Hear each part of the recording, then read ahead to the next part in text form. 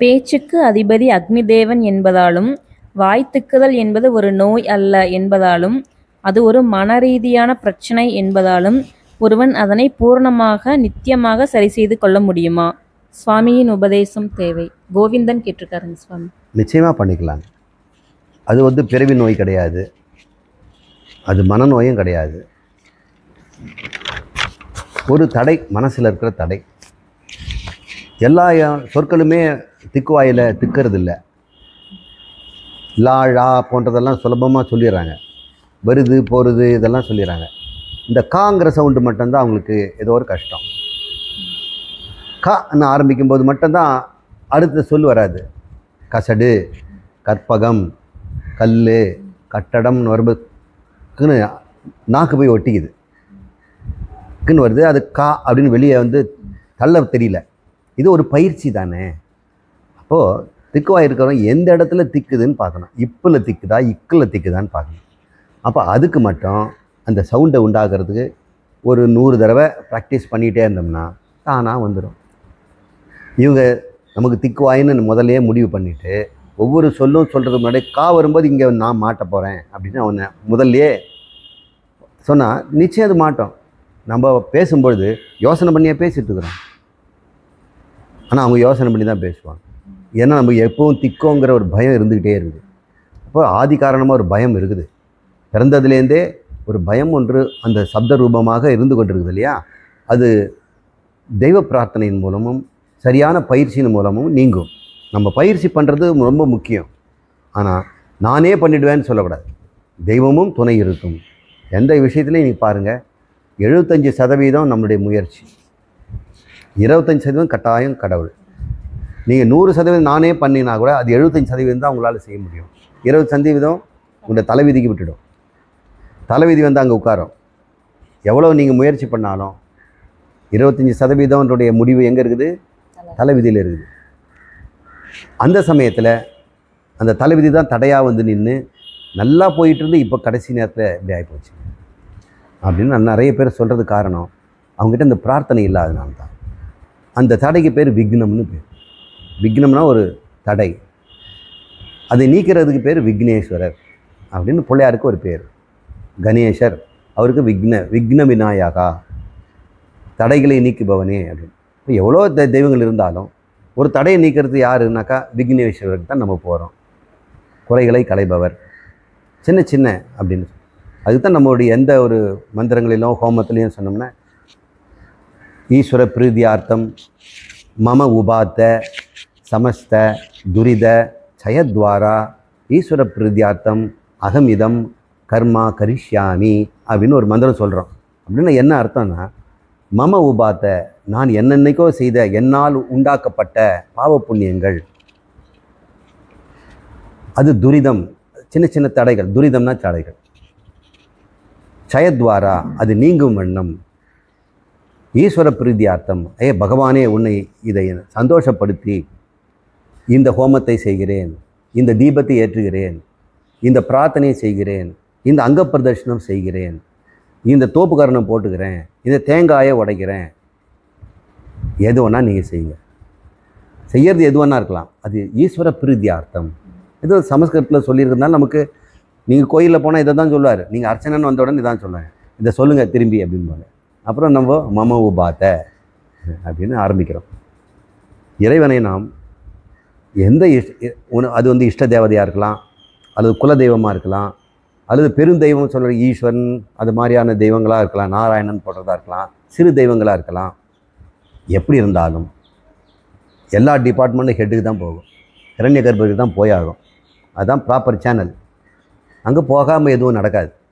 ஒருவேளை வாயு தேவனை கேட்டு நீங்கள் எனக்கு செய்து கொடுங்கன்னா பிரம்மாவனுடைய தலையீட்டு இல்லாமல் செய்ய முடியுமா? பிரம்மாவுக்கு பேர் விக்னேஸ்வரர். இப்போ கிரண்ய கர்ப்பன்னு சொன்னோம் இல்லையா, பிரம்மான்னு சொன்னோம் இல்லையா, அவர் தான் பிள்ளையார். அவர் தான் கணபதி. அவர் பஞ்சபூதத்துக்கும் தலைவர். அவர் அந்த பந்தனா கணங்களுக்கு அதிபதி. அதனால் ஐங்கரன்னு அவர் பேர். 5 கரம் அவர். சிருஷ்டி, ஸ்திதி, லயம், திரோபமம், அனுக்கிரகம்னு 5 வேலையும் அவர் செய்யறதுனால 5 கரங்கள், 5 கரத்தனை ஆனை முகத்தனை அப்படின்னு நான் சொல்கிறோம். பிரபஞ்சத்தெல்லாம் வயிற்றில் வச்சுருந்தனால அவர் வயிறு பெருசாக காட்டுறோம். இவ்வளோ பெரிய உடம்பை எலி தூக்கிட்டு போகுது எப்படி? ஏன்னா அந்த பிரபஞ்சம் அவருடைய கற்பனையை தூக்கிறதுக்கு என்ன உங்களுக்கு எவ்வளோ வெயிட்டுங்க? பிரபஞ்சத்தையே சிருஷ்டி பண்ணுறவர் வெறும் கற்பனையில் பண்ணுறாரு, அவர் எவ்வளோ இடம் இருப்பார்? அதனால் எலி அவருக்கு வாகனம். நம்மளுடைய சாஸ்திரம்லாம் எல்லாத்தையுமே ஒரு பெரிய அர்த்தத்தோடு தான் சொல்லியிருக்கிறாங்க. சில பேர் கேலி பண்ணுறாங்க, அவ்வளோ பெரிய உடம்பை தூக்கிட்டு எலியில் போகிறாரு. உள்ளர்த்தமெல்லாம் இருக்குது. இப்போ என்ன கேள்வி கேட்டாங்க நம்ம? ஆமாம், திக்குவாய்க்கு நாம் எந்த சொல்லில் எந்த எழுத்தில் அக்ஷரத்தில் திக்குகுதுங்கிறது பார்த்து அந்த அக்ஷரத்துக்கு எழுதி தெய்வத்தோட சமத்து என் நாக்கு இந்த இடத்துல தடையின்றி வரட்டும் பிரார்த்தனை, ஒரு 48 நாள் பிரார்த்தனை செய்து 48 நாள் முயற்சியும் எடுத்தால் நிச்சயமாக அது குணமாகும். பாகவத தர்மம் என்பது பகவானது அவதார லீலைகளை, குறிப்பாக கிருஷ்ணாவதார லீலைகளை பற்றி தெரிந்து கொள்வதாலே முக்தி அடையலாம் என்கிறது. இதை பற்றி குருநாதரின் விளக்கம் தேவை. ஸ்ரீகாந்தன் கனகரத்னம் கேட்டார். பெரியவங்க, பண்டிதர்கள், மகான்கள் நமக்கு இப்படி தான் சொல்கிறாங்க, பக்தி செய்தாலே முக்தி, ஹரேராம மந்திரத்தை சொன்னாலே முக்தி அடையலாம் அப்படின்னு சொல்கிறாங்க. இந்த முக்திங்கிறது 2 விதமாக பார்க்கணும். ஒன்று ஜீவன் முக்தின்னு ஒன்று இருக்குது, இன்னொன்று பதமுக்தின்னு பேர், அல்லது கிரமமுக்தின்னு பேர். இந்த பாகவதம் போன்ற நூல்களை நாம் பாராயணம் பண்ணுவதனாலோ அதை கேட்பதனாலோ அது 7 நாட்கள் அதை சொல்லிக் கொடுப்பாங்க. பாகவதத்தை 7 நாளில் அதை சொல்லிக் கொடுக்குற பழக்கம், அது பேர் சப்தாகம்னு பேர். அந்த பரீட்சத்துக்கு அப்படி 7 நாளில் சொல்லப்பட்டதுனால அதுக்கு அந்த பேர் வருது.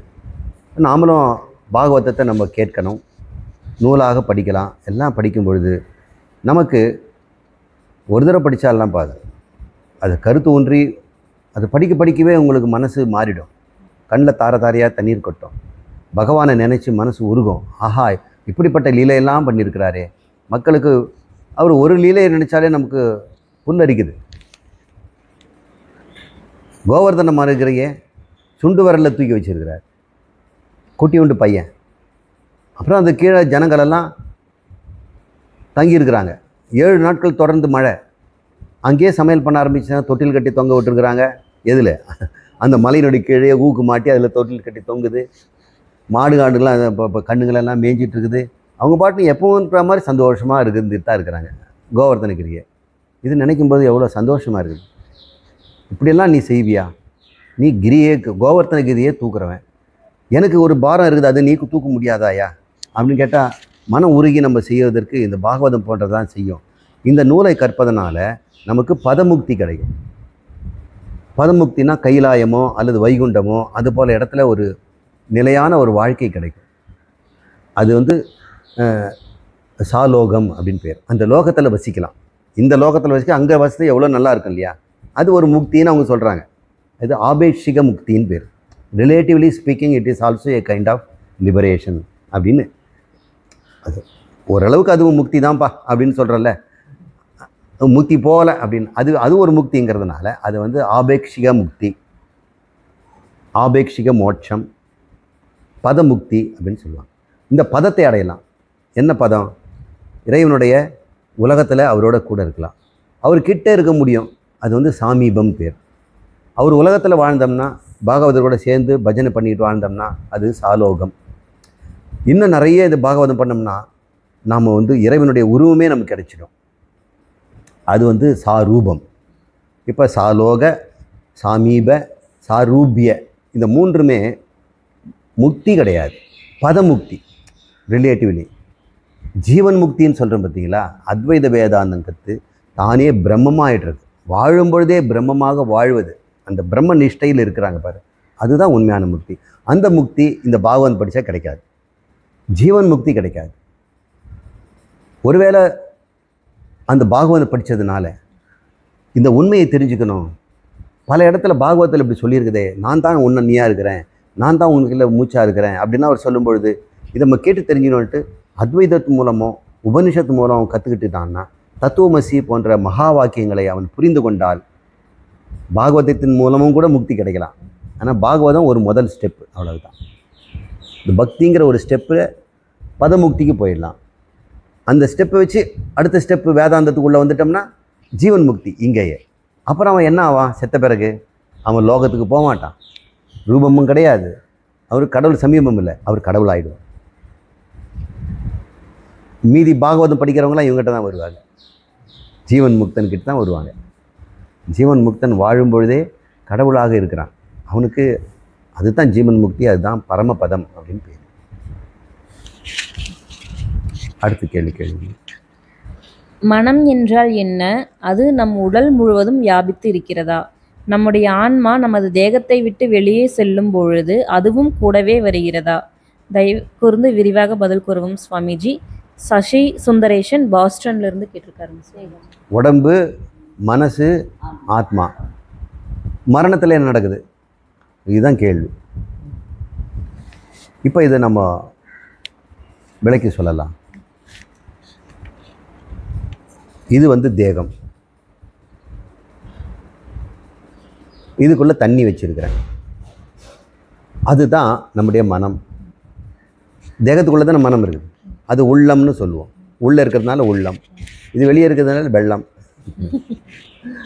யானைக்கு ஏறங்கிற மாதிரி. சரி, இந்த தேகத்துக்குள்ளே இருக்கிற தண்ணி, இந்த தண்ணிக்கு இது அறிவற்றது. தண்ணி உள்ளே இருக்குது, அதுக்கு அறிவு தானே? அதுக்கு அறிவு கிடையாது. ஆனால் அது அறிவு கொடுக்கறதுக்கு ஆத்மா எங்கும் இருக்குது, அது பேர் ஆத்மா. அந்த ஆத்மா எங்கும் இருக்குது, தண்ணியிலும் இருக்கும்ல. ஆத்மா எங்கும் இருந்தால் அது எப்படிப்பட்டது? அது அறிவு சொரூபமானது. ஆனால் தண்ணிக்குள்ளே கலந்துடுச்சுன்னா அது தண்ணி ஆத்மா ஆயிடுச்சு இல்லையா, ஜல ஆத்மா. அந்த தண்ணியை தான் நம்ம ஜீவன்னு சொல்கிறோம். அப்போ ஜீவாத்மான்னு பேர். தண்ணிக்குள்ளே கலந்த உடனே தண்ணியுடைய தன்மை அதுக்கு வந்துடும் இல்லை. தண்ணி தழும்புனா அந்த ஆத்மாவும் தழும்பும் இல்லை. தண்ணி குவைட்டாக இருந்தால் ஆத்மா குவைட்டாக இருக்கும். இந்த வெளியே இருக்க ஆத்மாவுக்கு இது சம்மந்தம் உண்டா? இது தண்ணி தழும்புனா வெளியே இருக்கிற ஆத்மாவுக்கு எதாவது ஆகுமா? வெளியே இருக்க ஆத்மா பரமாத்மான்னு வைப்போம். தண்ணிக்குள்ளே கலந்த ஆத்மாவை ஜீவாத்மான்னு சொல்லுவோம், அல்லது மன ஆத்மான்னு சொல்லுவோம். உள்ள ஆத்மான்னு எப்படி வேணால் நீங்கள் வச்சுக்கலாம். நான் உள்ளே இருக்கிற தண்ணி என்ன சொன்னேன்? மனம், உள்ளம், ஜீவன்னு சொல்லியிருக்கிறேன். இது வெளியே இருக்கிறது வெறும் மாமிச உடம்பு, இதை நம்ம மறந்துடுவோம். உள்ளே இருக்கிற தண்ணியில் ஆத்மா கலந்துருக்குதுன்னா, தண்ணி ஆடிச்சுன்னா ஆத்மாவும் ஆடும் இல்லை. அப்போ தான் சொல்கிறோம் ஜீவாத்மா கலங்குது. உண்மையிலே அது கலங்கலை, அது வெளியே இருக்கிற ஆத்மா மாதிரி தான் இருக்குது. இந்த அறிவு அவனுக்கு இல்லை. தண்ணி கலங்குனா நான் கலங்குகிறேன், தண்ணி அமைதி ஆயிடுச்சுன்னா நான் அமைதியாக இருக்கிறேன்னு சொல்கிறோம். அப்போ நானுங்கிறது எது இங்கே? தண்ணியா, அதில் கலந்துருக்கிற ஆத்மாவா? நானுங்கிறது அறிவு தானே, மனங்கிறது வெறும் தண்ணி தானே. தண்ணிக்கு எது அறிவு? அப்போ அறிவாக இருப்பது எது? ஆத்மா. நானுங்கிறது எது? ஆத்மா. அப்போ நான் கலங்குறேன்னு சொல்கிறது நியாயமா? தண்ணி கலங்குறது உண்மைதான், ஆனால் தண்ணியோட கலங்கு இருக்கிற ஆத்மா கலங்குதுங்கிறது நீ பிராந்தி, தப்பாக புரிஞ்சுக்கிட்ட. எங்கும் இருக்கின்ற ஆத்மா இங்கே மட்டும் ஆடுமான்னு? அது அசையவே அசையாது. இந்த ஒருவேளை இந்த சரீரம் அப்படி இப்படி போகுது, இதுக்கு 4 கால் 2 கால் வச்சுட்டு வைங்க, இது நடந்து அது போய் இன்னொரு சரீரத்தோடு அப்படி பேசிட்டு நிற்குது. எப்படி இருக்கீங்க, நல்லா இருக்கீங்களா அப்படின்னு ஒருத்தர் கொலை வைக்கிறாங்க, எல்லாம் பண்ணிக்கிறாங்க. இப்போது இவங்க 2 பேரும் போகிறாங்க. இப்போ ஆத்மா போகுதா?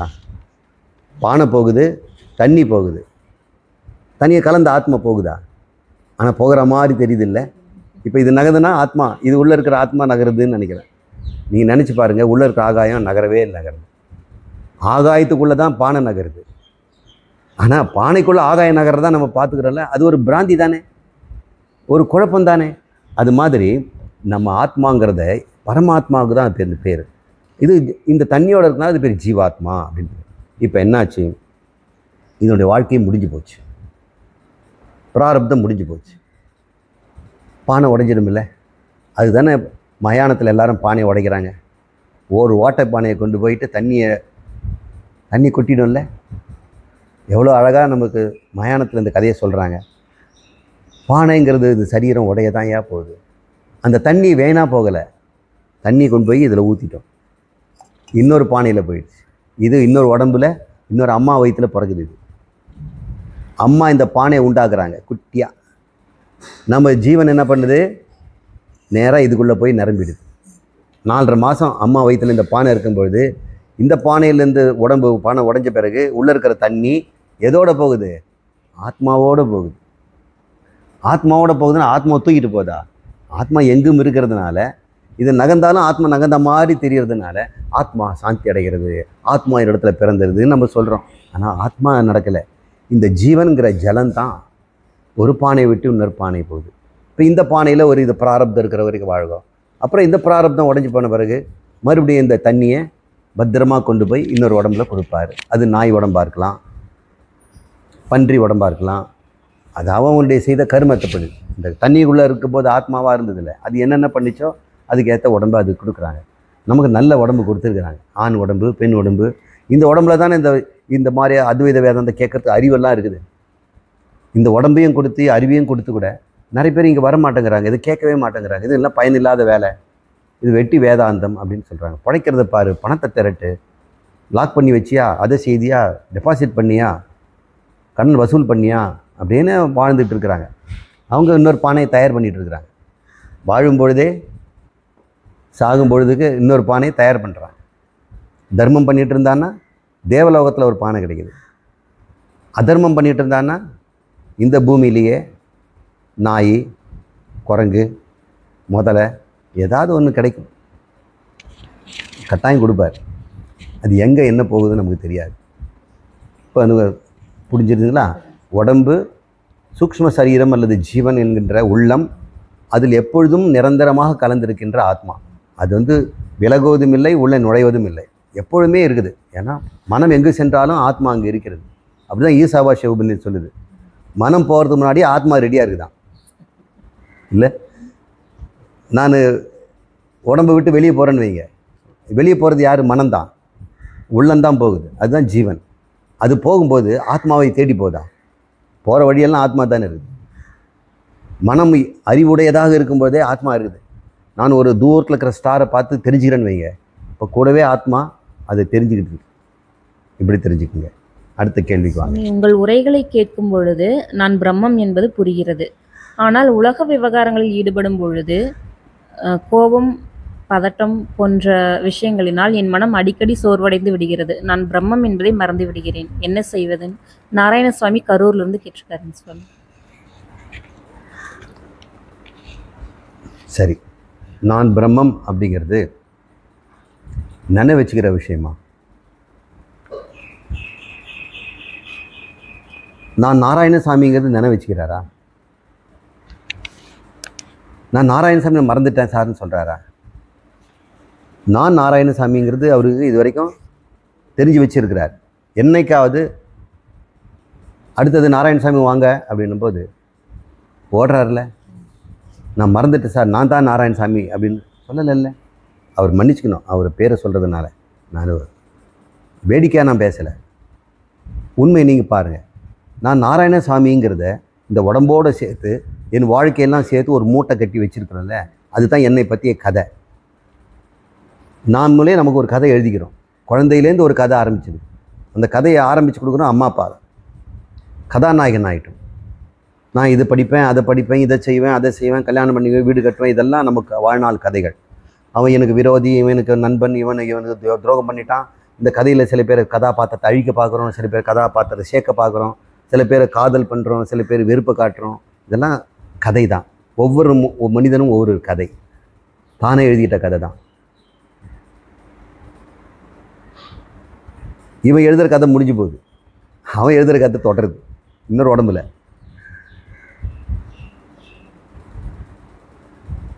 இந்த கதைகளை வச்சுட்டு இருக்கும்போது அந்த கதையை நீங்கள் மறக்கிறீங்களா? நீங்கள் எழுதின கதையை மறக்கிறீங்களா? அப்போ பிரம்மன்னு ஒரு கதை இப்போ எழுதியிருக்கிறீங்கல்ல, இத்தனை கதை எழுதியிருக்கீங்க. தேவதத்தன், நான் படித்தவன், பண்டிதன், நான் நல்லவன், கெட்டவன், கோபக்காரன், நியாயவாதி, இதெல்லாம் சொல்கிறதெல்லாம் உங்கள் கதை தானே. இப்போ புதுசாக நான் பிரம்மம்னு கண்டுபிடிச்சிங்களே, அந்த கதை எவ்வளோ இருக்குது? அந்த கதையில் எத்தனை கேரக்டர் எழுதியிருக்கிறீங்க? ஒன்றும் செய்யலைல்ல. அப்போ பழைய கதையை கிழிச்சு போட்டால் தானே புது கதை வேலை செய்யும். நீங்கள் பழைய கதையை நீங்கள் மறக்கவே இல்லையே, அப்போ புது கதையை நீங்கள் ஞாபகப்படுத்திக்க வேண்டியதாக இருக்குது. இப்போ நான் எழுதவே ஆரம்பிக்கலை. இப்போ கதைக்கு வெறும் தலைப்பு தான் கொடுத்துருக்குறாங்க, நான் பிரம்மம் அப்படின்னு குருநாதர் சொல்லிட்டார். நாம் அந்த கதையை எழுதணும். பழைய நாராயணசாமின்ற கதையிலேருந்து பாத்திரத்தை அப்படியே நாராயணசாமியை வச்சுக்குவோம். ஆனால் இவன் எப்பொழுதும் ஆனந்த சுரூபி, கலங்காதவன், ஒரு பொருளையும் தேடி தேடி அலைய மாட்டேன், சுகத்துக்குன்னு சொல்லி நான் எந்த பொருளையும் செய்ய மாட்டேன், இது போதும் அப்படின்ற புது கதை எழுதலாம்ல. அந்த புது கதையை இன்னையிலேருந்து ஆரம்பிப்போம். நான் பிரம்மம்ன்ற ஒரு கதையை இன்னும் ஆரம்பிங்க. எப்படிங்க மறக்கும்? ஏனென்றால் நீங்கள் ஏற்கனவே வேறொரு கதையை நினைவில் வைத்திருக்கிறீங்க. அந்த கதையை அழித்தால்தான் புது கதை நினைவு வரும். சில பேர் 2 கதையை வச்சுக்குவாங்க. இந்த கதையிலும் கொஞ்ச நேரம் இருப்பான், அந்த கதையிலும் கொஞ்ச நேரம் இருப்பான். இது நல்ல கதையாக இருக்குது. அது ஸ்பிளிட் பர்சனாலிட்டி ஆகிடுவான். அது போலியா சாமி? சாதாரண மனுஷன் மாதிரி வாழ்ந்துக்கிறது, பிரம்மம் மாதிரி நடிச்சுக்கிறது, அதுவும் தப்பு. இந்த ஞானத்தின்படி நான் பிரம்மம்னு கரெக்டாக கண்டுபிடிச்சினா, நான் பழைய தேவதத்தன் அல்லன்றதை நீ தான் நிரூபிக்கணும். அது முயற்சி பண்ணுவோம், பயப்படக்கூடாது. நான் மறந்துட்டேன்னா மறந்து போகட்டுமே. அதனால் என்ன கவலை? நினைவுபடுத்துங்க. மறந்ததை நினைவுபடுத்துறது என்ன கஷ்டம்? கட்டாயம் நாராயணசுவாமி பிரம்மமாக வாழ்வார், எனக்கு அதில் சந்தேகமே கிடையாது. சில சமயத்தில் நமக்கு இது மாதிரியான ஒரு மனபலம் குறைந்து ஒரு பலகீனத்தினால பயந்துடுவோம். நம்ம எவ்வளோ தெரிஞ்சுக்கிட்டோம், நம்ம கடைசியில் சாதாரண மனுஷன் மாதிரி நடந்துட்டோமே, நம்ம கடவுள் மாதிரி இருந்துகிட்ருக்குறோம், எல்லா உயிருக்கும் அன்பு செலுத்த வேண்டியவங்களாக இருக்கக்கூடியது, இப்படி ஒருத்தரை கடிந்து பேசிட்டோமே, இப்படி ஒருத்தருக்கு தெரியாமல் பொய் சொல்லிட்டோமே, அவர் சொன்னதை இன்னொருத்தர்கிட்ட போட்டு கொடுத்துட்டோமே அப்படின்னு தான் நமக்கு மனசு வருந்தது. செய்யுங்க, கொஞ்சம் கொஞ்சமாக குறைச்சிக்குங்க. திருதிப்பு நம்ம பிரம்மமாக ஆக வேண்டாம். நம்ம தான் பிரம்மம் எப்போவுமே. கொஞ்சம் கொஞ்சமாக பழைய கதையை க்ளோஸ் பண்ணுவோம். நம்ம கதாபாத்திரத்தையே கடைசியில் அழிச்சிடுவோம். மீதி இருக்கிற கதாபாத்திரங்களை கூட வந்தாங்களே, துணை நடிகர்கள், காமெடியன், அப்புறம் அதில் சைட்ரை, இதெல்லாம் இருக்குது. அதெல்லாம் கொஞ்சம் கொஞ்சமாக குறைக்கணும். இது பேர் தான் சந்நியாசன்னு பேர். இந்த ஞானம் வந்த பிறகு உலகத்தில் இருக்க இந்த பழைய கதையில் இருக்கக்கூடிய எல்லா விஷயங்களும் நம்ம கொஞ்சம் கொஞ்சமாக விட்டுடணும். அவங்களுக்கு இந்த கதை ஞாபகம் இருக்கும், அவங்கள அதே கதையோடு தான் நம்ம பார்ப்பாங்க. ஆனால் நமக்கு தெரியும், அந்த கதை முடிஞ்சு போச்சப்பா, இனிமேல் அந்த கதையில் எனக்கு ஒரு வேலையும் இல்லை, நான் இப்போது புது கதை எழுதப் போகிறேன். அந்த கதை என்ன? நான் பரம்பொருள், நான் திருப்தியாக இருக்கிறேன், மன நிறைவு தான் என்னுடைய பெயர். எனக்கு பெயர் இன்றைக்கி பூர்ணம், பூன்றம், மன நிறைவு தான் என்னுடைய பெயர். என்னைக்காவது ஒரு சங்கடம் ஏற்பட்டதுன்னா நீங்கள் முதல்ல நினைக்கணும், நான் பிரம்மம் நினைக்கக்கூடாது, நான் மன நிறைவுன்னு நினைக்கணும். இதுதான் ரொம்ப சுலபமான. எனக்கு என்ன குறை? ஒருத்தர் சொல்கிறார், எனக்கென்ன மனக்கவலை, என் தாய் கன்றோ தினம் தினம் என் கவலை. ஒரு பாட்டு. நான் எதுக்கு கவலை பண்ணோம்? எங்கள் அம்மா இருக்கிறா, அங்காளம்மா அல்ல மாரியம்மா, அவங்க இருக்கும்போது எனக்கு என்ன கவலை அப்படின்னு. நான் பரபிரம்மம், எனக்கு என்ன மனக்கவலை அப்படின்னு. அப்போ இகழ்ச்சி வந்தாலும் கவலைப்படக்கூடாது, புகழ்ச்சி வந்தாலும் கொண்டாடக்கூடாது, அப்படியே சிரிச்சுக்கிட்டே இருக்கணும். என்ன சார் 2த்துக்கும் சிரிக்கிறீங்க? நான் 2 எங்கே பார்த்தேன்? எனக்கு ஒன்று தான் தெரியும், சிரிக்க தெரியும், அவ்வளோதான். ஏன் சிரிக்கிறீங்க? நான் நிறைவாக இருக்கிறேன். நிறைவாக இருந்தால் எனக்கு சிரிப்பு தவிர வேறு என்ன தெரியும்? மன நிறைவினுடைய அடையாளம் புன் சிரிப்பு தானே. ஆஹான்னு சிரிக்கிறது இல்லை, புன் சிரிப்பு. அது பேர் பிரசன்ன வதனம்னு பேர். இந்த புன் சிரிப்புக்கு பேர் புன்முறுவல், பிரசன்ன வதனம். விநாயகருக்கு ஒரு பேர் பிரசன்ன வதனம் தியாயேத். உன் முகம் எப்போதுமே இப்படி பிரசன்னமாக இருக்கடா. இந்த முருகா, நீ குழந்தை முகத்தில் நீ மயிலோடு இருக்கிறத பார்த்தா ஒரே ஒரு புன்முறுவல். அப்படி கண்ணனுடைய முகத்தில் ஒரு புன்முறுவல். அப்போ நீ பிரம்மன்னா உங்ககிட்ட எப்போவுமே முறுவல் இருக்கணும், பல்ல காட்டிக்கிட்டு இருக்கக்கூடாது, அது நடிப்பாயிடும். உள்ளுக்குள்ள சந்தோஷமும், உள்ளுக்குள்ள மனநிறைவும், உள்ளுக்குள்ள திருப்தியும், எப்போ உங்ககிட்ட நிறைவும் திருப்தியும் சமாதானமும் வந்துடுச்சோ அப்போ உனக்கு எல்லார் மேலேயும் அன்பு கிடக்கும். வேறுபாடு இல்லாத அன்பு வரும், பலன் எதிர்பார்க்காத அன்பு வரும். முன்னெல்லாம் அன்பு காட்டுவோம் பலனுக்காக, இப்போது அன்பு தான் உன்னுடைய உருவமே ஆயிடுச்சு. உன்னுடைய உள்ள முழுக்க இப்போ அன்பு மட்டுமே இருக்குது. அன்பே சிவம். இப்போ சிவனாயிட்ட நீ. அப்போ அன்பு உள்ளமாக வாழ்ந்து கொண்டிருக்கும் பொழுது படிப்படியாக இந்த தேவதத்தன், நாராயணசுவாமி பண்ணுறவங்களாம் நிச்சயம் கிடைப்பாங்க. அது குரு அருள் இருக்குது. அவருடைய ஆத்மாவும் உள்ளமும் அதுக்கு அனுகூலம் செய்யும். அது வரைக்கும் குருவையே கடவுளாக நினச்சி என்னை காப்பாற்றுங்க, என்னை நழுவாமல் பாருங்கள், என் மனம் அங்கங்கே அழக்கூடாது. இந்த உடம்பு ஆடலாம், ஆனால் உள்ளம் ஆடக்கூடாது. புலன்கள் தன் வேலையை செய்யட்டும், என் கண்கள் பார்க்கட்டும், என் காதுகள் பேசுகிறத கேட்கட்டும், என் நாக்கு சுவைக்கட்டும், சுவைக்காமல் இருக்கட்டும், ஆனால் என் உள்ளத்தை அது கலக்காது. முன்னெல்லாம் கண்ணில் பார்த்ததெல்லாம் கலக்கிடும், காதில் கேட்டதெல்லாம் கலக்கிடும் இல்லையா? சாதாரண மனுஷனுக்கு என்னவோ சொன்னாங்க சார், கேட்டான், அன்னையிலேருந்து ஒரு மாதிரி ஆகிட்டான். எதையோ பார்த்தா அன்னைக்கு, அதுக்கப்புறம் பார்த்தா இப்படி ஆகிட்டான். அவங்க ஏதோ சொன்னாங்க, இவன் இப்படி ஆகிட்டான். ஒரு மேனேஜர் என்னவோ சொன்னார் பொழுது வீட்டுக்கு வந்தவொடனே அப்படியே கடுகடுன்னு இருக்கிறார். பசங்களா கிட்ட போயிடாது அப்பா கிட்ட அப்படின்னு சொல்லுவாங்க. ஏம்மா அப்படி? அதான் உனக்கு தெரியாது, அப்பா ஒரு மாதிரி வந்திருக்கிறார் அப்படி. இப்போ நாமெல்லாம் வெளி விஷயம் ஒன்று ஒன்று உள்ளே போச்சுன்னா கண் மூக்கு காது வழியாக உள்ளே இருக்கிற உள்ள அப்படியே கலங்கிடுது இல்லை? இப்போ பிரம்மம்னு ஆகிட்ட பிறகு, நம்ம ஆத்மா சுரூபம்னு ஆகிட்ட பிறகு உள்ளம் கலங்குவது நமக்கு என்ன கவலை? கொஞ்சம் கொஞ்சமாக அது மறைய ஆரம்பிக்கணும். பழைய கதையை நாம் விட்டுடணும், புது கதையை ஆரம்பிக்கணும். இந்த புது கதையில் கேரக்டரே கிடையாது. அன்புங்கிறது ஒரே கேரக்டர் தான். புன்முறுவல்ங்கிறது மட்டும் தான் இந்த உடம்புலேன்னு நமக்கு தெரியும். வேற கேள்வி. அசங்கம் கூடஸ்தம் என்றால் என்ன? லலிதா கேட்டிருக்காங்க சுவாமி. கூட்டஸ்தம் அப்படின்னா கூட்டவத் அப்படின்னு அர்த்தம். அசையாதது, மாறாதது, எவ்வளோ அடித்தாலும் தாங்கும் அப்படின்னு அர்த்தம். எவ்வளோ அடித்தாலும் தாங்கிறது ஒரு பொருள் இருக்குது. இரும்பு பட்டறையில் கீழே வந்து வச்சுருப்பாங்க, அது பனைன்னு பேர். அந்த பனை வந்து கெட்டியான இரும்பில் இருக்கும். அதில் தான் லாடம்லாம் நல்லா காய்ச்சி சுற்றி சமட்டியில் அடின்னு அடிப்பாங்க. கடப்பாறையை வந்து நல்லா நெருப்பில் காமிச்சு முனையை வச்சு தட்டி தட்டி அதை ஷார்ப்பாக்குவாங்க. எல்லா பொருளும் மாறும். இந்த சுற்றி கூட தலை விரிஞ்சு போயிடும், உளி தலையெல்லாம் விரிஞ்சு போயிடும், அப்புறம் கத்தி வளையும், என்னென்னவோ ஆகும். ஆனால் கீழே இருக்கிறது அந்த கல் ஏதாவது ஆகுமா? அது பேர் கூட்டஸ்தம்னு பேர். அதே போல் இந்த ஆத்மா, நான் என்கின்ற உணர்வு, இந்த சரீரம் எவ்வளவு துன்பப்பட்டாலும், அது வெயிலிலும் காற்றிலும் மழையிலும் குளிரிலும் இருந்தாலும், பசியிலும் துன்பத்திலும் இருந்தாலும், என் மனம் இகழ்ச்சி புகழ்ச்சி பயம் கோபம் எத்தனை வந்து என்னை துன்புறுத்தினாலும் இந்த ஆத்மா அதில் கலக்காமல் இருக்கணும். ஏன்னா நம்ம வந்து முதல்ல கலந்துட்டோம். இப்போ சாட்சியாக வெறும் வேடிக்கை மட்டும் பார்க்குறோம். நம்ம குரங்கோட குரங்காகலை, நாயோட நாயாக இல்லை, வள்ளுன்னும் சொல்லலை, புருன்னு கத்தலை. இப்போ நம்ம சாட்சின்னு வச்சு, அது பேர் அசங்கம்னு அர்த்தம். கூட்டசங்கிற எப்போ வார்த்தை சொல்லுவோன்னா கடவுளுக்கு சொல்லுவோம். இந்த கடவுள் இந்த பிரபஞ்சத்தை பிரபஞ்சம் ஆயிட்டார் சொல்லி இல்லையா? மண் இது கடவுள், இது பிரபஞ்சம். இப்போ பிரபஞ்சம் ஆன பிறகு இது ஏக்கப்பட்ட வேலை இருக்கும் இல்லையா? இந்த குழந்தைங்களுக்கு தான் என்னென்ன பண்ணும், இது அடின்னு அடிக்கும், விளையாடும், உருட்டும், என்ன பண்ணோம். இந்த பிரபஞ்சம்னு வந்துட்ட பிறகு நம்ம என்னென்ன பண்ணுறோம்? ஏர் பொல்யூஷன், வாட்டர் பொல்யூஷன், இந்த பூமியை என்னென்னவோ பண்ணுறோம், மனுஷில் என்னென்னவோ பண்ணிகிட்ருக்குறோம். இத்தனை பண்ணாலும் பிரம்மம் ஏதாவது ஆகுமா? ஆகாதில்லை. இப்போ பிரகிருத்தியில் எவ்வளவு மாற்றங்கள் இருந்தால், பிரகிருத்தின்னா இந்த சிருஷ்டிக்கு பேர் பிரகிருதி.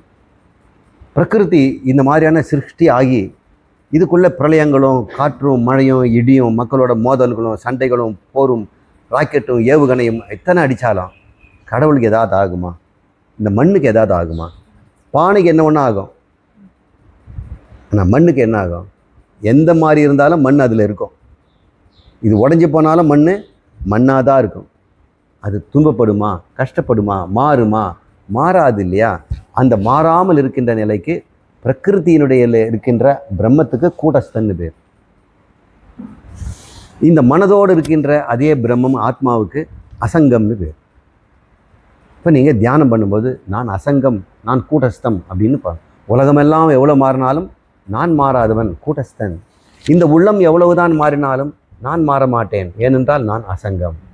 அப்போ உள்ளத்தோடு பேசும்போது அசங்கம், உலகத்தோடு பேசும்போது கூட்டஸ்தம். வேற சொல்லுங்க.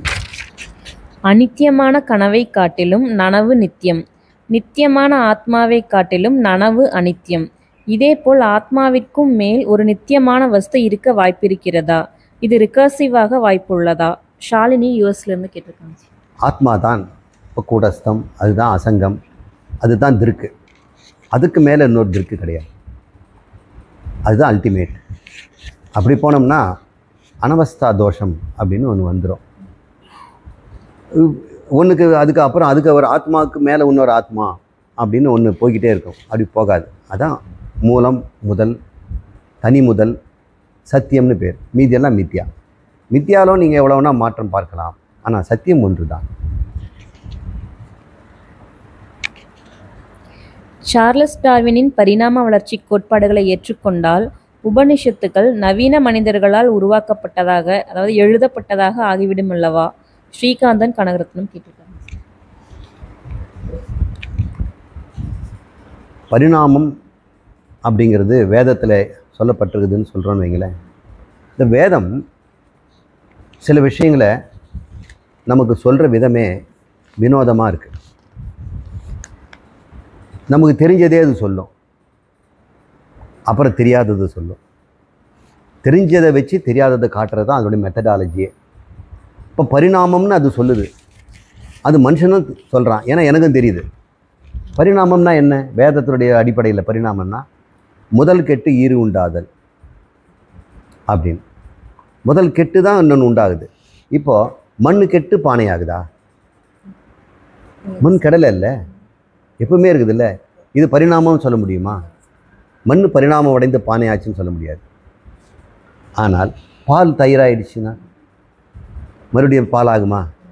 ஆகாது. அது பரிணாமம்ங்கிறோம். அப்போது மண் பானையாக ஆச்சுன்னு சொன்னால் இது பரிணாமம் சொல்ல முடியாது.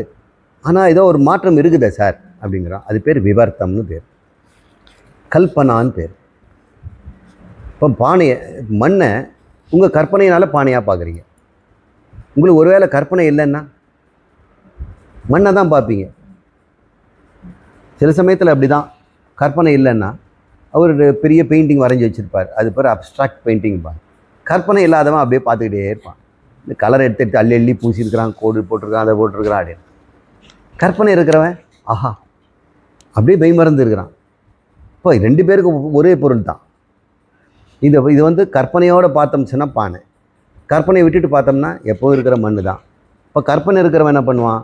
இந்த மண்ணில் செய்ததெல்லாம் பார்த்து பொம்மைகளை, அப்பா ஆயிரக்கணக்கான பொம்மைகள்னுவான்.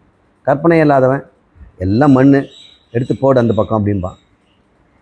பிளாஸ்டிக்கு பழைய குப்பை எடுக்கிறவன் என்ன பண்ணுவான்? ஆஹா ஆஹான்னு ஒன்று எடுக்கிறானே, எல்லாம் அள்ளி எடுத்து போட்டுருவான். மக்குறது மக்காதுன்னு தான் பார்ப்பான். அவனுக்கு கற்பனையே இல்லை. ஆனால் தூக்கி போடுறவங்க தான் தெரியும் கற்பனை எவ்வளோ அழகாக நான் வாங்கி வச்சேன் இப்போ போகுதேன்னு. இந்த உலகம் எப்படி சிருஷ்டிக்கப்பட்டது அப்படின்னு பார்க்கும் பொழுது இது கற்பனை அப்படின்றது தான் வேதாந்தம். அது நிஜம் உண்மை அப்படின்னு சொல்லிச்சுன்னா அது பேர் சாங்கியம், அது பேர் தார்க்கீக மதம், நியாயம். அவங்க மதத்தில் தான் இந்த பரிணாமங்கிற வார்த்தையெல்லாம் வருது. பரிணாமங்கிற வார்த்தையை பயன்படுத்துகிறவனே சாங்கியம் தான் பண்ணுறான். அவங்க வந்து ஆரம்பவாதம், பரிணாமவாதம்லாம் அவங்க சொல்கிறாங்க. நாம் விவர்த்தவாதம்னு சொல்கிறோம். இப்போ வாங்க, இந்த டார்வின் கண்டுபிடிச்ச பரிணாமம் சாங்கியன் கண்டுபிடிச்சிருக்கிறான். அவன் சொன்னதான் நாங்கள் டார்வின் இப்போ சொல்கிறாரு. சாங்கியர்கள் ஏற்கனவே சொல்லியிருக்கிறாங்க, இந்த பிரகிருதிங்கிறது தான் பரிணாமம் அடைந்து பிரபஞ்சமாக மாறி இருக்குது. நியாயவாதிகள் அது தர்க்கவாதிகள் சொல்கிறாங்க பரமாணுன்னு ஒன்று இருந்தது, அந்த பரமாணு நிறைய 2 கூடிச்சுன்னா அது துவனு அப்படின்னு பேர். இந்த துவனுங்கள் 2 சேர்ந்துச்சுன்னா திரணு அப்படின்னு பேர். அப்புறம் 4 அது சேரும் சதுரணு அப்படின்னு அவங்க சொல்கிறான். இப்படி கூடிப்பட்டும் பார்த்து பாருங்கள், சயின்ஸ் மாதிரியே இருக்குது. மாலிகுலர் பயாலஜி, மாலிகுலர் டைமென்ஷன்ஸ் எல்லாம் அவங்க சொல்லிட்டு இருக்கிறாங்க. இதெல்லாம் மனுஷன் கண்டுபிடிக்கிறானா? ஆதி மனுஷனும் அவனுடைய வார்த்தையில் அவன் கண்டுபிடிச்சிட்டு தான் இருக்கிறான். இதை வேதம் சொல்கிறதுனால வேதமும் மனிதன் செய்ததா அப்படின்னு கேட்டோம்னா வேதம் இதையா சொல்லுது? வேதம் இதை சொன்னாலும் அது தாத்பரியம் அல்ல. வேதம் அதை சொல்ல வரல, உலகம் சிருஷ்டியானதை சொல்ல வரல, அது விவர்த்தம்னு சொல்ல வருது. நீ பரிணாமம் நினச்சிக்காதடா, இது வெறும் கற்பனைன்னு சொல்கிறதுக்காக பரிணாமம் வந்தது மாதிரி சொல்லி அப்புறம் கடைசியில் அது இல்லைன்னு சொல்லும். ஏன்னா நமக்கு பரிணாமம் பற்றி நல்லா தெரியும். இப்போ பரிணாமங்கிறது தெரிஞ்சது வச்சு சொல்லி கடைசியில் பிரம்மம் இப்படி படைக்கலை, இப்படி படைச்சிதுங்க. இது ஒரு சொல்லிக் கொடுக்குற முறை. தெரிந்ததை வைத்து தெரியாததை காட்டு. இது பேர் சாகச்சந்திர நியாயம் அப்படின்னு வித்யாரண்யர் சொல்வார். தெரிஞ்சதை வச்சு தான் சொல்லணும். இப்போ தெரியாததை அதில் கண்டுபிடிச்ச பிறகு தெரிஞ்சதெல்லாம் நாம் என்ன பண்ணுவோம்? தூக்கி போட்டுடுறோம்.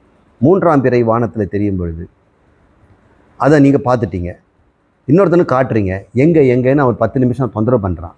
அவனுக்கு அங்கே மரக்கிளைகள் நடுவில் அது இருக்குது தெரியல. எப்படி நம்ம காட்ட முடியும்? ஆகாயத்தில் இருக்கிறதுக்கு ஒரு லொக்கேஷனை காட்டணும்னா கஷ்டம் இல்லையா? அப்போ பக்கத்தில் இருக்கிறத காட்டணும்.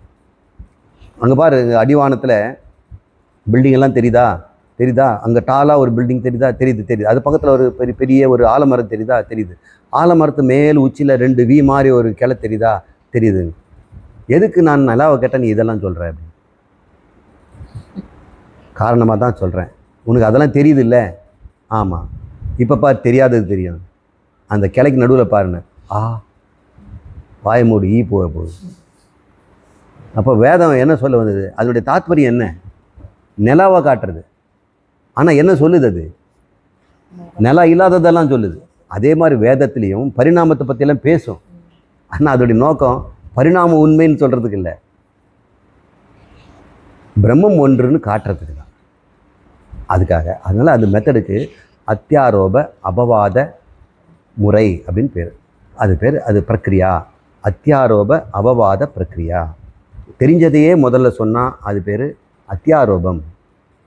உங்களுக்கு தெரியாத விஷயத்தை சொல்லும்பொழுது இதை வச்சு தான் சொல்லும். அப்போ அது சொல்லும்பொழுது என்ன, நீங்கள் முதல்ல இதை நேரடியாக சொல்லியிருக்கலாம் இல்லைங்க, அந்த நிலம் அங்கே இருக்குதுன்னு சொல்லியிருக்கலாமே. அதுதான் நானும் சொல்லிகிட்டு இருந்தேன், நீ தானே தேடிட்டு இருந்தேன். அதுக்கு தான் உனக்கு தெரிஞ்சதை நான் காட்டினேன். அப்போ நம்ம கேட்குறோம், நான் தான் பிரம்மன்னு ஒரே வார்த்தை சொல்லியிருக்கலாம். நீங்கள் இழுத்து முடித்து நீங்கள் ஸ்தூல சரீரம், சூக்ஷ்ம சரீரம், காரண சரீரம், அப்புறம் பிரளயம், இதெல்லாம் எதுக்கு பேசிகிட்ருக்கீங்க? அப்புறம் பரிணாமம் வேறு சொல்கிறீங்க அப்படின்னு. காரணமாக தான். இப்போ தெரிஞ்சுக்கிட்ட பிறகு அவன் கேட்பானா? இப்போ நமக்கு இதன் குறித்து டார்வினிசம் போன்றதோ, அணுக்கொள்கை சொல்லக்கூடிய நியாயவாதிகள் தர்கிகள் சொல்கிறதோ, இதெல்லாம் வேதத்தில் இருந்தாலும் அது மனிதன் கண்டுபிடிச்சதை சொல்கிறதுனால அதை அதிகதம்னு நினச்சக்கூடாது. அதனுடைய தாற்பயம் அது அல்ல. அது பிரம்மத்தை காட்டுவதற்காக அது பயன்படுத்த தடச லட்சணங்கள் தான். சுரூப லட்சணத்தை தெரிஞ்சுக்கிற வரைக்கும் சில தடச லட்சணம் தேவை. தேவதத்தன் வீடு எதுன்னு தெரிஞ்சுக்கிற வரைக்கும் அது காக்கா இருக்கிற வீடுன்னு சொல்லுவோம். அதுக்கப்புறம் காக்கா இருந்தால் மட்டும்தான் தேவதத்தன் வீட்டுக்கு போகிறோமா? அப்புறம் சொரூபம் தெரிஞ்ச பிறகு காக்கா இருந்தால் என்ன எல்லா வட்டானும். இப்போ காக்கா உனக்கு தெரியுங்கிறதுனால அதை காட்டி தேவதத்தன் வீடை காட்டினேன். அதுபோல் இந்த வேதாந்தமும் இந்த சிருஷ்டி கிரமங்கள் போன்றதையும் பரிணாமம் போன்றதையும் எல்லாம் சொல்லும். அஜாதிவாதம் பேசும், பரிணாமவாதம் பேசும், விவர்த்தவாதம் பேசும், எல்லாமே சொல்லும். குருநாதர் தான் அதெல்லாம் அபவாதம் செய்து உண்மையை காட்டி கொடுப்பார். If anything can go wrong, it will. இதை எவ்வாறு புரிந்து கொள்வது? குணசேகர் கணபதி. எதுக்கு புரிஞ்சுக்கணும்? நீங்கள் தான் சொல்லிட்டீங்க, இது தப்பாக போகிறது தப்பாக போயிடும். தப்பாக போகிற பொருள் தப்பாக போய் தானே ஆகும். உடையிற பொருள் உடைந்து தானே ஆகணும். பாருங்க, இது உடையிற பொருளா இல்லையா? உடைஞ்சி போச்சு பாருங்க. அதோட இயல்பு. இதுக்கு ஒரு இயல்பு இல்லைன்னா அந்த இயல்பை கொடுக்க முடியுமா? இதனோட இல்லாத ஒரு இது கொடுக்குமா? இது உடையிறதுங்கிறது இதனுடைய இயல்பு. அது என்னைக்காக ஒரு நாள் காட்டி தான் ஆகும். ரொம்ப நாளாக காட்டாமல் இருக்கிறதுனால அது உடையாதுன்னு அர்த்தம் இல்லை. உடைதலுடைய இயல்பு. சார் நீங்கள் சொல்கிறீங்க சார் எங்கள் வீட்டில் 100 வருஷமாக வச்சுருக்கேன் சார். வச்சுக்கங்கப்பா. அது அந்த இயல்பு உடையிறது. அது எப்படி இன்னும் உடையவே இல்லையான்னு இந்த வரேன் வீட்டுக்கு. அப்படி if anything goes wrong it will go wrong. மனிதன் சாவான் அப்படின்னு சொன்னால் செத்து தான் போவான். எந்த மனிதன் இருக்கிறான்? அந்த இயல்பு யாரும் மாற்ற முடியாது. இல்லை, காற்று வீசாது அப்படின்னு அது வீசி தான் தீரும். வீசக்கூடிய பொருள் வீச தான் தீரும். நினைக்கிற பொருள் நினைக்க தான் தீரும். எரிகிற பொருள் எரிஞ்சு தான் தீரும். சாகிற பொருள் சார்ந்து தான் தீரும். பொய் சொல்கிறோம், பொய் சொல்லி தான் தீருவான். எப்பவுமே இதுதான். இது ஒரு பெரிய விதி, இது பெரிய இது நிரூபணம்லாம் வேண்டியதில்லை. அதனுடைய இயல்பு தப்பாக போகிறதுனா தப்பாக போய் தான் ஆகும். ஆத்மாவில் மனமா, மனதில் ஆத்மாவா? அறிவில் மனமா, மனத்தில் அறிவா? முத்துக்குமாரசுவாமி கேட்டிருக்காரு. ஏற்கனவே நமக்கு அதுக்கு பதில் நம்ம சொல்லிட்டோம் இல்லையா? இந்த பானை, தண்ணீர் தான் மனம், ஜீவன் அப்படின்லாம் உள்ளம்னா சொன்னோம். இதுக்கு லிங்க சரீரம்னு பேர், புரியட்ட காயம்னு பேர், நிறைய பேர் இருக்குது. நம்ம ஒன்று பிடிச்சிக்குவோம், ஜீவனை வந்து தண்ணின்னு எடுத்துக்குவோம். ஏன்னா அது இன்னொரு பாத்திரத்தில் ஊற்றிடலாம். இந்த பானை உடையக்கூடியது, அது இன்னொரு பானையாக மாற்ற முடியாது. அதில் ஸ்தூல சரீரம், சூக்ஷ்ம சரீரம் அல்லது உள்ளம், அதை மனம்னு சொல்கிறோம். ஏன் ஆத்மா எங்கும் இருக்கிறது? இப்போ சொல்லுங்கள், மனதில் ஆத்மா இருக்குதானா?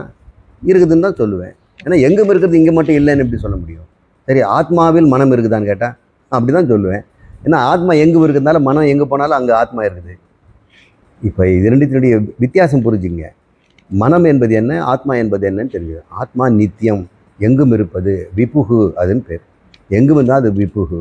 இது ஒரு இடத்துல மட்டும்தான் இருக்குது. ஒரு இடத்துல ஒரு காலத்தில் தான் இருக்கும். இந்த நேரத்தில் எங்கே இருக்கும், நீங்கள்லாம் போன பிறகு வேறு இடத்துல இருக்கும், நாளைக்கு இன்னொரு இடத்துல இருக்கும். இடமும் மாறும், காலமும் மாறும், பொருளும் மாறும். ஆனால் ஆத்மா மாறவே மாறாது. அதனால் நீங்கள் அதை புரிஞ்சுக்குங்க. ஆத்மாவில் மனம்னா இருக்குது, மனதில் ஆத்மானா உண்டு. மனம் ஆத்மா ஒன்றுன்னா வேறு வேறு. ஒன்று ஜடம், இன்னொன்று சித்து. சரி, நீங்கள் சிருஷ்டி பண்ணும்போது பிரம்மம் ஒன்று தான் இருக்குதுன்னு சொன்னீங்களே, அப்போது அந்த ஆத்மா தானே இப்போ மனமாக இருக்க முடியும். அதுவும் உண்மை தான். அப்போ ரெண்டு பொருள் இருக்குது, நீங்கள் வேறு வேறுன்னு சொன்னீங்களே, ரெண்டு ஒன்றுன்னு சொல்லியிருக்கலாமில்ல. எப்படி ஒன்றுன்னு சொல்ல முடியும்? மண்ணு தான் பானை, பானை சென்றால் மண்ணு செல்லும், மண்ணு சென்றால் பானையும் செல்லும். இப்போ மனம் இல்லைன்னா, பானை இல்லைன்னா மண் இல்லாமல் போயிடுமா? அது எப்பவுமே இருக்குமே. அதுபோல் மனம் என்பதை நீங்கள் புரிஞ்சுக்கணும். அப்போ ரெண்டு பொருள் இருந்ததுன்னா, மண் போயிடுச்சுன்னா பானை தனியாக இருக்கணும், ஆத்மா போயிடுச்சுன்னா மனம் தனியாக இருக்கணும். அப்படி இல்லையே. மனம் ஆத்மாவில் தோன்றி ஆத்மாவிலிருந்து ஆத்மாவில் மறைகிறது. அப்படி புரிஞ்சுக்கணும். ஆத்மா எங்கும் இருக்கிறது, மனம் என்பது ஆத்மாவில் தோன்றி ஆத்மாவிலிருந்து ஆத்மாவில் மறைகிறது. அப்போ எப்படிப்பட்ட பொருள் அது? ஆத்மா தானே. எப்படி தண்ணீரிலே கொப்புளங்கள் தோன்றி தண்ணீராகவே இருந்து தண்ணீரிலே மறையுது. இதை கொப்புளம் வேற, தண்ணி வேறையா? பார்த்தா அப்படி தான் தெரியுது. இதை தண்ணீருங்கிறோம், அதை கொப்புளங்கிறோம், அலைங்கிறோம். அதே போல் இந்த மனசையும் ஆத்மா மனம்ங்கிறோம். ஆத்மாவிலிருந்த மனம் தோன்றி ஒரு கொப்புளம் மாறி அது அதில் மறைகிறது. இப்போ புரிஞ்சுக்கிற வரைக்கும் ஆத்மா மனம்னு பேசுவோம். இப்போ விளங்கிடுச்சா அமைதியாக இருந்துடும். மனம் மறுபடியும் அடுத்த கேள்வி கேட்குமா? கேட்கவே கேட்காது. நான் யாருன்னு கேட்டோம்னா ஒரே பதில் சொல்லணும், நான் சமுத்திரத்தில் தோன்றிய ஒரு அலை, அதுவும் தண்ணீர், நானும் தண்ணீர். தண்ணீர் மட்டும்தான் உண்மை. சமுத்திரங்கிறதும் பொய், அலைங்கிறதும் பொய். பெருசாக இருந்தால் சமுத்திரம், சின்னதாக இருந்தால் அலை. சிறுசோ பெருசோ, ஆனால் ரெண்டும் தண்ணி. நான் தண்ணீர் அப்படின்னும் போது என்னை சமுத்திரம்னும் கூப்பிடுங்க, மலையின்னும் கூப்பிடுங்க. அது உங்களுடைய கற்பனையை பொறுத்து.